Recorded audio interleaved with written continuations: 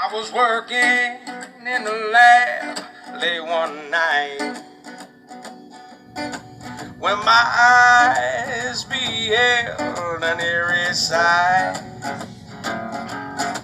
When up from my slab began to rise, you know, my monster, and then to my surprise, We should be providing for loan guarantees. And I went over, I guess, the 12th, 13th time to Kyiv, and I was supposed to announce that there was another $1 billion loan guarantee. And I had gotten a commitment from Poroshenko and from Yatsenyuk that they would take action against the state prosecutor, and they didn't. So they said they were walking out to the press conference. I said, no, I'm not going to give it. We're not going to give you the $1 billion. They said, you have no authority. You're not the president. The president said. I said, call him. I said, I'm telling you, you're not getting $1 billion. I said, you're not getting $1 billion. I'm going to be leaving here. I think it was, 6 hours. I looked, I said, I'm leaving in 6 hours. If the prosecutor's not fired, you're not getting the money. Oh, son of a bitch. Got fired. And they put in place someone who was solid. Opening up the show with an oldie but a goodie, creepy Joe Biden shaking down Ukraine. Who needs money to defend themselves from Russia, who walked in and took Crimea. And Obama looked the other way. I hear they need money for protection so they can fight off Russia. If you don't give them money, that means you're backing Putin and you want Russia to take over Ukraine. Let's see what Count Chocula has to say about that. It charges the President of the United States with abusing his power by withholding official acts, by withholding a White House meeting that the President of Ukraine desperately sought to establish the support of his most important benefactor, the United States, by withholding hundreds of millions of dollars of military aid to a nation at war in order to get that nation to intervene in our election by smearing his opponent. That is the gravamen of the charge in Article 1. And what is the defense from my colleagues? Now, I've listened carefully to my colleagues for the last 8 hours, and I have to say, it's been hard for me to follow. But it amounts, I think, when you cut through it all, when you cut through all the sound and the fury, signifying nothing, what it really amounts to is this. Why should we care? Why should we care about what the president did to Ukraine? Well, first of all, we should care about our allies. We should care about Ukraine. We should care about a country struggling to be free and a democracy. We used to care about democracy. We used to care about our allies. We used to stand up to Putin and Russia. We used to.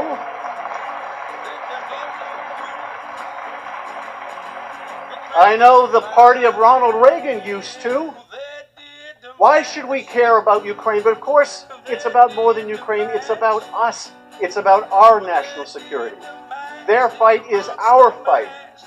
Their defense is our defense.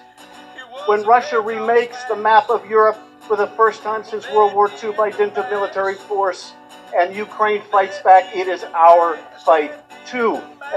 Hey, why was Count Chocula so emotional? He seemed to care so much about the Ukraine being defenseless, not getting money. He must be talking about Obama when he withheld money and sent blankets and MREs, crappy food. It's what the soldiers eat, crappy food, lasts for 25 years. He sent it to Poland, which is really funny because Ukraine had to send convoys to Poland to pick up our aid, which is in blankets and MREs. And then he said something really interesting, that Reagan cared, and Reagan didn't like Russia. And Reagan would have sent the aid. Which is funny because maybe Count Chocula doesn't know that he belongs to the Democrat Party. And in the 1980s, when Reagan went to run again for re-election, he won the entire country except for Washington, D.C., which was with Dodd. And then when he ran against Mondale, he didn't win Washington, D.C. or Minnesota, because that's where Mondale comes from. But the entire country was red. It was incredible. It was like an hour into the election. They just called it, and they just Carter in 1980 and Mondale in 1984. They just conceded practically immediately. But anyway, the funny thing is that the Democrat Party, Ted Kennedy wanted to be president, but he really probably lost because the Chappaquiddick. He colluded with Russia. They asked the KGB, which was Putin, because he was a KGB agent.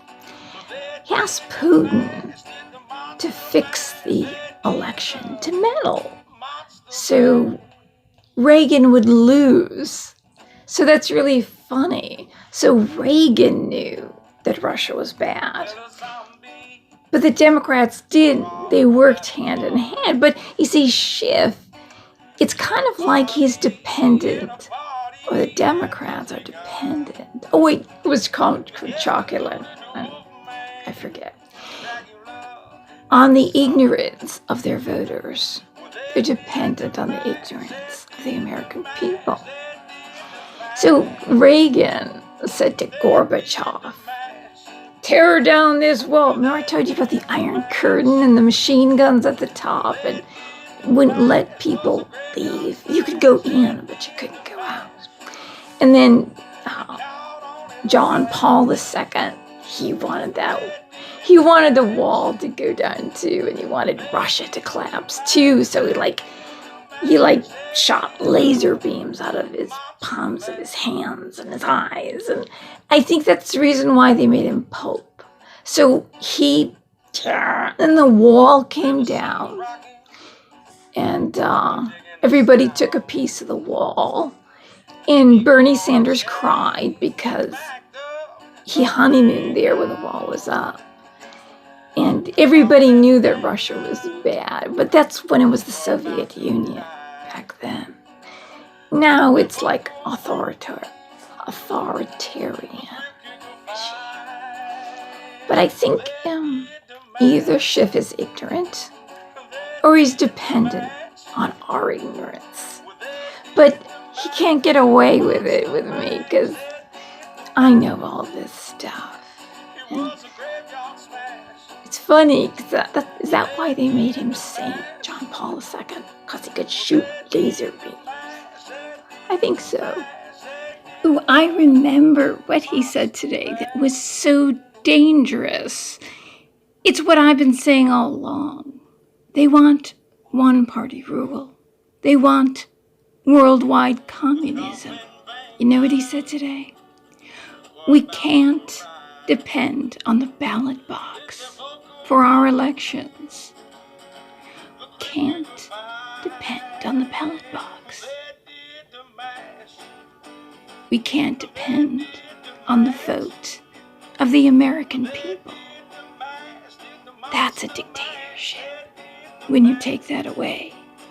And they're looking for an excuse because you can't trust us because we'll just vote somebody who loves America in, that wants to work all the time, unlike you. What did you think of the presentation by the lead House Manager, Adam Schiff? I thought it was dazzling. Goodbye, everyone.